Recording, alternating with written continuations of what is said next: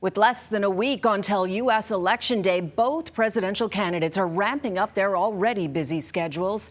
Our Washington correspondent, Julia Benbrook, joins us now from the White House. And Julia, this is going to be a race to the finish. What should we be watching for on election night? Both national polls and polling in the battleground states show a very tight race.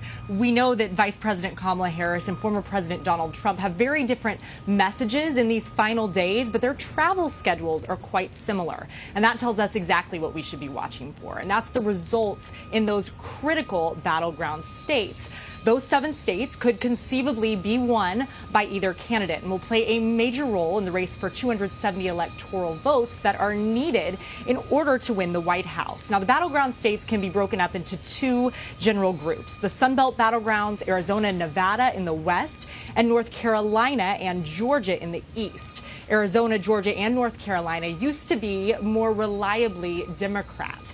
Then you have the Midwestern battlegrounds, the so-called blue wall states. That includes Pennsylvania, Wisconsin, and Michigan.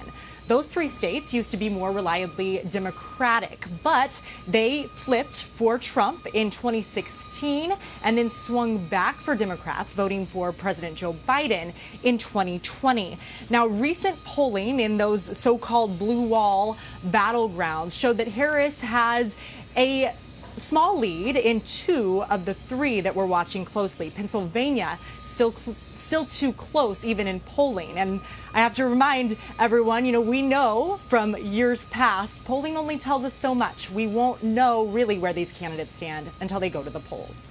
Now, Julia, Vice President Kamala Harris drew a massive crowd near the White House yesterday, and she had a message of unity. But Joe Biden has since called Trump supporters garbage. How are the Democrats trying to clean that up? Well, Biden seems to inadvertently injected himself into the conversation in these last few days, a place where I don't think the White House or the campaign really wanted him to be right now.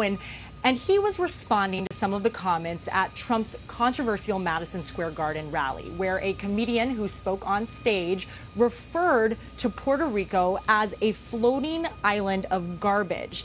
Biden, making comments about this rally, went on to say, "The only garbage I see floating out there are his supporters," referring to the former president's supporters. Now, he has since clarified that, said that he was referring to the hateful rhetoric that was taking place at these rallies. And Harris is playing cleanup here as well. Asked about it, she made it very clear that she is against any sort of language that judges someone, puts them in a specific category for the way they vote. And as you mentioned, this came following her address where she was saying, even if you don't vote for me, I will be a president for you. I will be a president for all Americans. So this maybe offhand comment really went away from the carefully planned message that she was laying out. Cynthia.